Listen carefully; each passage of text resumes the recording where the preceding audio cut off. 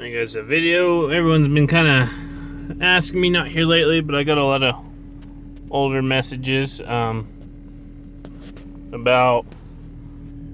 the Siren that's on the top of my pickup.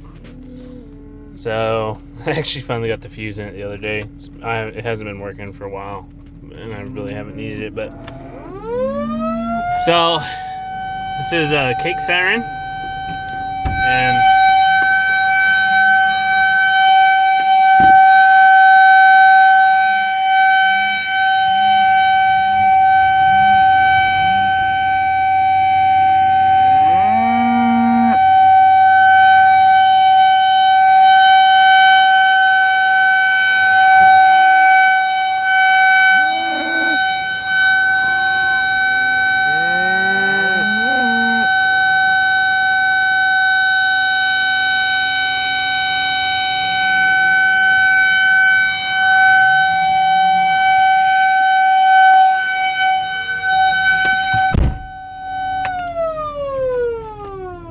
so I don't know how well that's going to turn out on a video, but where I'm sitting, it's about a mile and a half to the other end of the pasture, to the corner, and there's some cows over there. And some of these cows haven't even been around a cake siren, but they get kind of the idea. You'll wear your horns out in your pickup, just honking. That's what we like, we always call our cows in with a horn on a pickup. And, eventually bought these.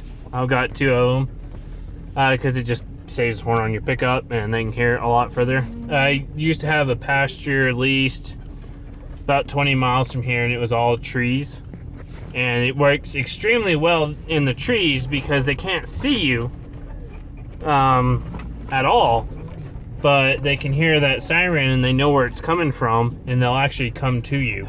Or you can flip it on and you'll hear the cows start to beller, and you can go find the cows if you can. And so I just kind of kicked it on. I'm going to move all these cows to corn stalks tomorrow, and obviously like in a lot of these pastures you don't need it. But because some of them are small enough and the cows can just see you, or you'll be relatively close to them. But it also really helps kind of like when you're trailing cows. It helps out a lot that way because it keeps the cows' attention, and they it's just they associate it with feed, and getting cake, cow cubes, range cubes, whatever you want to call it. And so they'll run straight to a pickup. And like if your feeder is full of cake, you can't, the cows get really used to hearing them, that clicking. But if your feeder's full of cake, you don't want to just sit there and just run it, because then they won't follow you. They'll just eat the cake. So that's where it comes in very handy. And this, I just wired it into I've got these switches here, and I just wired it in. There's all my cake feeder and everything, and it's got a good set of circuits for that, so it won't burn the pickup to the ground, hopefully, from running them. Now I've got the big one on this pickup, and I think you can run them 5 to 6 minutes continuously, and the motors won't burn up in them. And then the other one I have is a smaller one. It's like 3 to 4 minutes continuously, and then you got to turn them off for just like a little bit, and then you can turn them right back on. But sitting there with that thing just blowing, it doesn't take very long, especially where we are.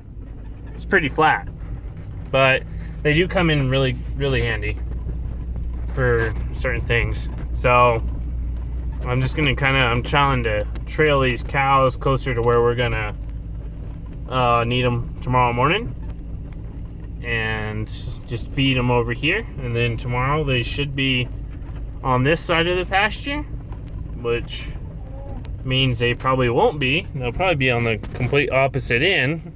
But, you know, those are cows for you. Go have fun. So I'm gonna start cubing them. This is the other thing. We really haven't even started feeding cake till now. And these cows will stop feeding cake because they're gonna go on corn stalks, and we shouldn't need to supplement them like we would just regular range grass. But I got my helpers in here with me. But you know, you can see that's actually a lot of grass for us. For you people who aren't very familiar, it's not very tall. I mean, you can look at their feet; it's as tall as their feet. So there's our old cuber, just clicking out cake. Hopefully, there are not too many holes, so I don't fall out of the pickup. But yeah, not very tall. But it's got a lot of good protein to it. And that's where it really comes in handy for us. But that's why it takes so many acres here for, you know, cow-calf pair to run continuously throughout the year. Guys, supposed to get a little snow tonight. Our first snow of the year. I don't know if we will get it or not. Kind of doesn't seem, I don't know. I thought we were supposed to get some today, but it didn't seem like we're going to. Only like 2 inches, so just a very minimal snow. But we could actually use it to settle the dust. It'd be quite beneficial to us at this point. But we'll kind of open her up.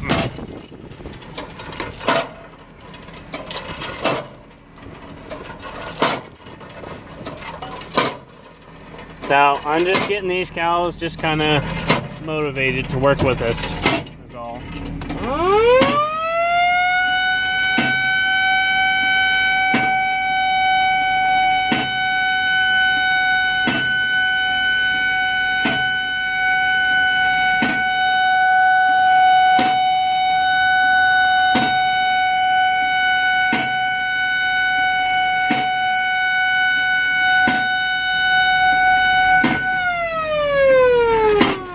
You can see those cows way, I don't know if you can see them with all the stuff that's on my dash.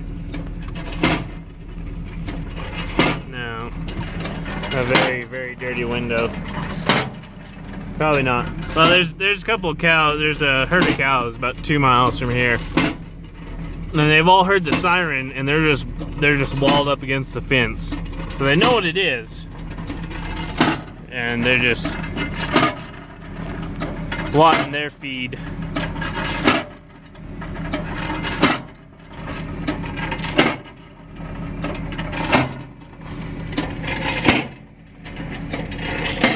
Okay, that's 100 clicks.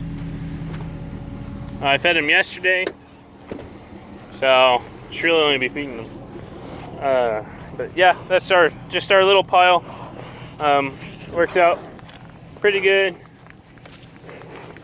These are our cows, some of them. These are partnership cows I have with my parents, so I'm partnered on these cows. And here's a little floppy-eared one.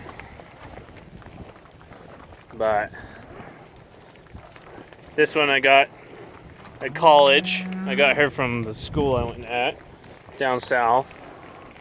But yeah, that's our little prickly pear. It's just one of my cows. Oh, I don't even know who you are. Huh? So she didn't kick me. But yeah. So they clean the spots up pretty good. So you can see there was a spot. They got it all cleaned up. There's a spot. It's completely gone. Yeah, they clean it up real quick. There's some cows over in that pasture waiting for some cake. I'm gonna go feed them now. We haven't started kicking them. This week we'll start kicking everything this week. Hope they don't eat my dog food off the back of my pickup. But this is a toxic weed. That's a loco weed.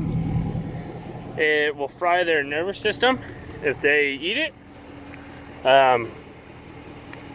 Yeah, it'll completely make a cow worthless. Like, if it doesn't kill them by the time you get them gathered, makes them almost completely impossible to gather. Like, they're really, really hard to deal with. It just really kind of destroys all their motor functions and everything. Like, it's not good. And for the most part, the cows will stay away from it, but you'll get cows that, you know, you'll get a cow or so a year. You know, something will be off with them, and they'll start eating it, or you'll get calves eat it, or you'll have a real dry spring and a real dry year, and that stuff will be the only thing that greens up, and the cows will start eating it. Younger cattle are pretty naive about it, I guess you'd say, and they're kind of the worst ones to deal with it, or cattle that you've shipped in that have never been around it. So we'll feed this bunch real quick. I'm gonna pause it when we get in the pasture. Alright, we're back. People saying they hadn't seen any of my floppies in a while. Here we go. There's the mama. And that's her baby this year. He's doing really good. Big salty calf. And this is actually the cow behind me. Where is it? It's right there. That's her daughter. And this is her daughter's baby. Another little bull calf. That's her first calf. So it's Floppy Junior. These are me and my wife's cows and calves. They're just kind of every shape and size and color. Not like the cows I just showed you. So the cows I just showed you, those are good ranch cows, and these are the cows that my wife and I bought that we could afford, and they're pretty good. They make money. That's kind of what matters. They, you know, some of them definitely will replace some of them. You know, there's some of them that just are gonna have to be replaced. They're just not kind of the quality that we want or need, and they kind of pay for themselves. We'll cull them out and replace them with something better. But right now they're paying bills that need to be paid, and that's pretty important. So anyways, there's my floppies.